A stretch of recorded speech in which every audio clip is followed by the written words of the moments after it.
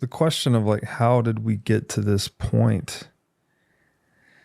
I think it really shines light on how pernicious this corruption of money problem is, because this is not a consequence you went into directly in your video, but I think indirectly it comes out if you have a knowledge of Keynesian economics versus Austrian economics. But the fact that the purchasing power stolen through the printing of money can be used to finance this pseudoscientific post hoc rationalization of why the government needs to control the money printer, right? Which is Keynesian economics. Like it's just this, it's an academic, in big ass air quotes, pursuit that really just grounds out in the government controls the money, right? Government is God. Government issues money into circulation and takes it out. There's like it doesn't bear any opportunity cost. It doesn't talk about the actual incentives within the structure of government. It just has this sort of unquestioning belief or blind faith in the structure of government monopolizing and controlling the money. Yep. And so how pernicious is that, right? It's like you press the big red button and you talked about capturing like media, the military industrial complex, big pharma, et cetera, but it also captures university curriculum. So then you train all these economists to be like, rank and file, singing the song of fiat economics. And before you know it, after 2 or 3 generations, we're all just hypnotized. And we think, oh, inflation's normal. I like it when the price of things go up. If we don't print money, who's gonna save us during the pandemic? And all of this economic irrationality becomes imprinted in our consciousness. Yeah. And I didn't include education on there. Mm-hmm. I was struggling for time. Mm-hmm. And I was also struggling for space, like what do I include and what do I not include? Mm-hmm. And the education sector is, from very small, obviously, all the way through to universities, the way that PhDs work, the way that funding works, is that, it's all effectively corrupted by the money now. Like you even just have to look at schools. And I can talk about from a UK perspective, but I imagine it's very similar over here. Mm-hmm. And you're not taught critical thinking. To any meaningful degree. There's no sense of questioning what you're being taught. You're not taught to understand money. Mm-hmm. You're not taught any financial skills whatsoever. But this is largely, it's a combination of the curriculum doesn't provision for it because the curriculum is directed by the government, but also the people who are teaching it don't have those skills either, because precisely from your point, this has been going on so long now. Yes. Any skills we did have been watered away. Yes. This is like second, third generation. That's right. And after so long, you just get used to your environment. Sure. You just get used to your environment. And inflation is just, it always shocks me. People just treat inflation as this it's always there. This thing, it's just natural. Mm-hmm. Yeah. It's entirely unnatural. Yeah. Entirely unnatural. Yeah. And so by trying to help the viewer go through those processes of the unencumbered free market with perfect money, you just inevitably arrive at the situation where just with human action, prices go down and quality goes up. Yes. And quality of life rises for everybody. Which is the whole point. Yeah. And this is just everybody working in their own self-interest. It's, and Jeff Booth, he says like 8 billion people working in the service of 8 billion people. Yeah. But this is exactly right. Yeah. Exactly right. The critical distinction there, right? Because when we say that everyone operating in their own individual self-interest, the critical distinction is that it is people doing that within the boundary conditions of private property. Yes. Right, because you could argue that people inside the government are also operating their own individual self-interest. That's why they're running this scam to print money and steal from people. Yeah. What they're violating is the principle of private property. Absolutely. So the wider context for that quote is Bitcoin as the world's first free market, total free market, global money. Yeah. If we all had that, we would all be working in service of everybody else. That's right. And then this is what is wonderful about the free market and wonderful about Bitcoin is that you act in your own self-interest for the benefit of everybody else. Yes. Like there is no system stronger than that. Right. Because it leverages the natural human action to make it unbreakable. Yeah. And so when you don't end up, you question now, why are we in the position that we are in? When that is natural, that is where we should be. And it just shows you the decline that we've ended up going through this constant pressing of the big red button. Yeah. And but you can only really do that, to your point, is if you can remove the ability of the population to push back on it, to understand what is really happening, because otherwise the system is gonna become unstable. Now we all know the system's unstable. Yeah. It's untenable in the long run, and the inevitable outcome is that fiat goes to zero. Yeah. Because the only solution they have available is pressing the big red button. It is inevitable. Yes. It is inevitable. So when you think about Bitcoin, it's like, well, if the thing it's getting measured in typically is going to zero purchasing power, Bitcoin's going up forever. And that is inevitable. And, people think, oh, well, it's hyperbole. It's like, but no, it's just logic. It's just logic. Yeah. And it's only a question of how long it takes and the path it takes for that to happen. Yeah. Yeah. It's well said. And the term debasement is often used to describe this depreciation of the purchasing power of money.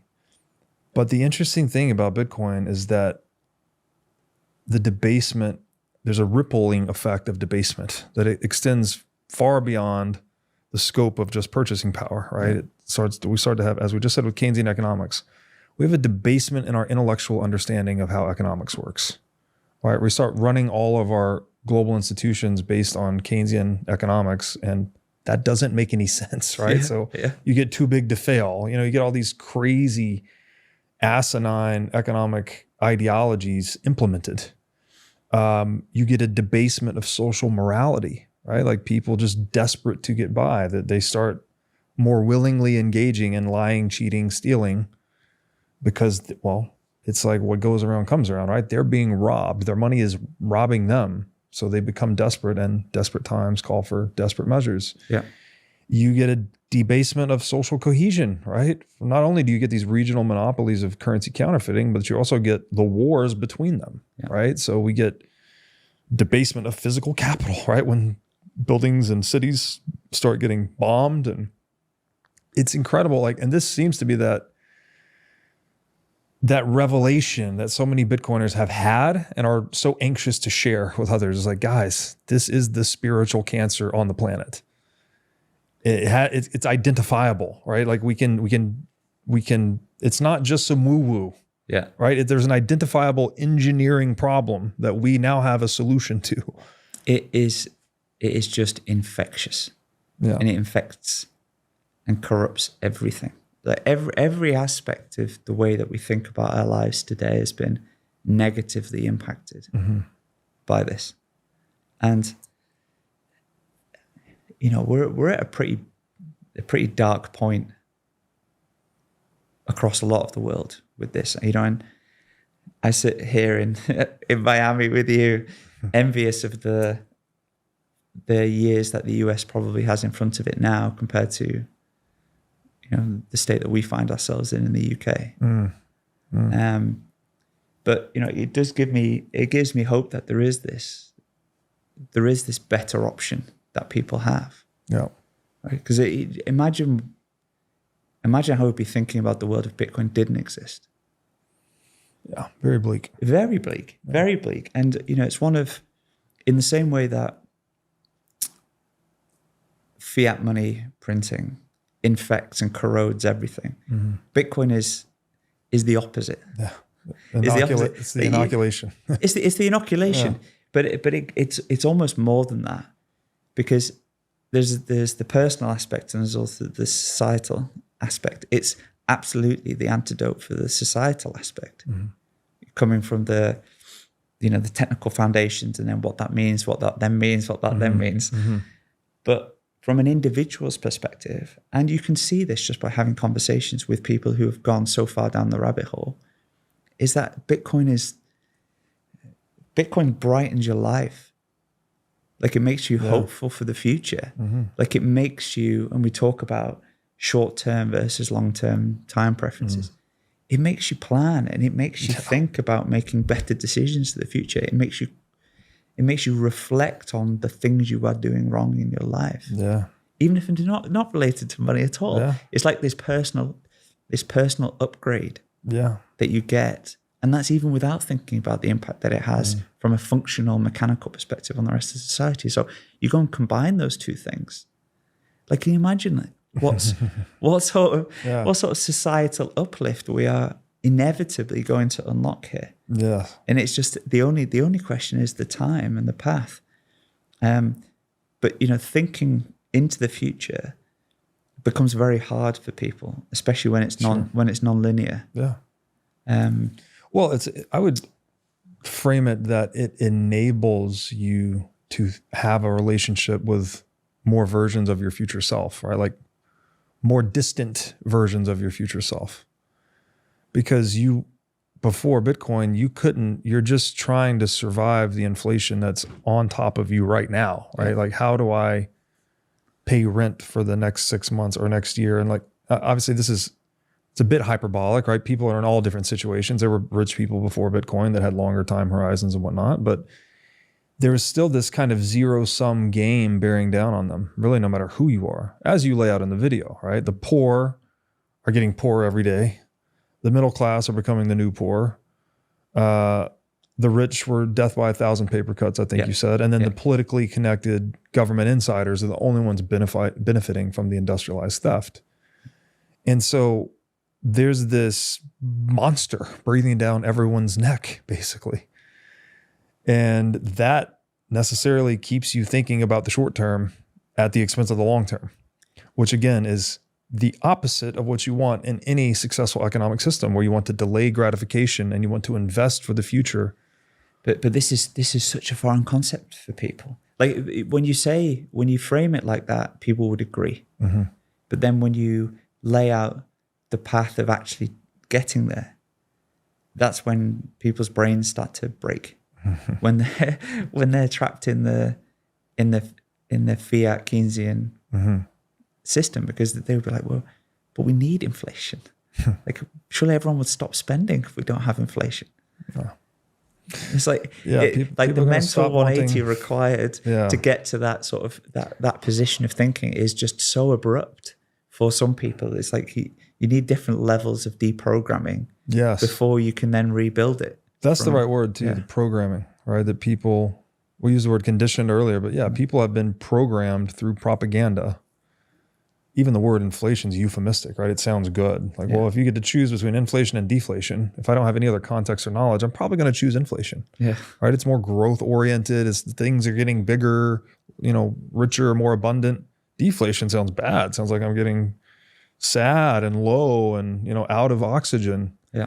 But the reality is it's diluting your money or enriching your money, basically. Yeah. Great branding. Yeah. And we see this across economics and across the government in general. Just the way that you term something. Yes. It's a language game. Is 80% of it. Yeah. It's like the Inflation Reduction Act. Yes. Yeah. Oh my. As a prime example in the US. but this is, you get this on steroids when the media starts getting captured. Yes. Because when you hear it from everywhere, okay, well, it must be true. It's Pavlovian. Yeah. Yeah. Yeah. And then, but I think we've reached that point in society where the messengers also just don't even realize it. Of course. Yeah. Right? Because they've grown up and their parents have grown up in this system. And so they do think about inflation as a natural thing and a positive thing. And targeting 2% inflation is a good thing for the central banks because they have our best interests at heart and they're independent of these things. It's just totally... Which makes it so... Totally incorrect.